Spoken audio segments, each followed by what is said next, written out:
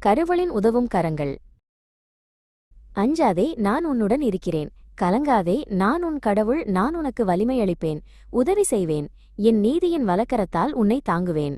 ஏனெனில் நானே உன் கடவுளாகிய ஆண்டவர். உன் வலக்கையைப் பற்றி பிடித்து, அஞ்சாதே, உனக்கு துணையாயிருப்பேன் என்று உன்னிடம் சொல்பவரும் நானே.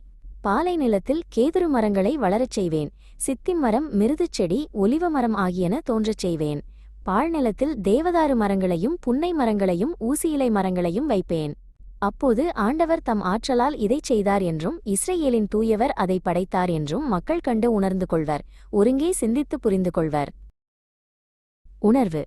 கடவுள் எப்போதும் நம்மோடு இருக்கிறார். நாம் பயப்படாமல் நம்பிக்கையுடன் இருக்கவும் ஆண்டவர் நமக்கு தைரியத்தையும் தந்து வாழ்க்கை கடினமாக இருக்கும் நேரங்களில் வலிமையையும் தருவார். அவரது மென்மையான வழிகாட்டுதலில் நம் கையை பிடித்து நம் கவலைகளில் இருந்து விடுதலை தருவார்.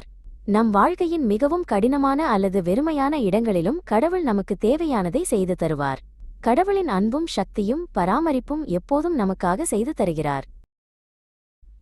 கடவுள் எப்போதும் நம்மோடு இருக்கிறார். நம் கையை பிடித்து தைரியத்தாலும் ஒளியாலும் நிரப்பியுள்ளார். எனவே நாம் எந்தச் சவாலையும் பயப்படாமல் எதிர்கொள்வோம். ஆண்டவருடைய அன்பான வழிகாட்டுதலால் ஒவ்வொரு சவாலிலும் வெற்றி கொள்வோம். ஜெபம். அன்புள்ள ஆண்டவரே, எப்போதும் எங்களுடன் இருப்பதற்கு நன்றி. நீர் எங்களுக்கு சொன்ன வார்த்தைகள், பயப்படாதே, நான் உன்னுடன் இருக்கிறேன். எங்கள் கையை பிடித்து பயப்படும்போது எங்கள் உள்ளத்தில் தைரியம் தந்து மனக்குழப்பத்தின் போதும் எங்களுக்கு பதில் தந்து வழிநடத்துபவரை உமக்கு நன்றி இயேசுவே. எங்களை சுற்றி அனைத்திலும் அன்பால் எங்களை வழிநடத்தும். ஒவ்வொரு நாளும் நாங்கள் செய்யக்கூடிய எல்லா செயல்களிலும் ஆசிர்வதியும். ஆமென்.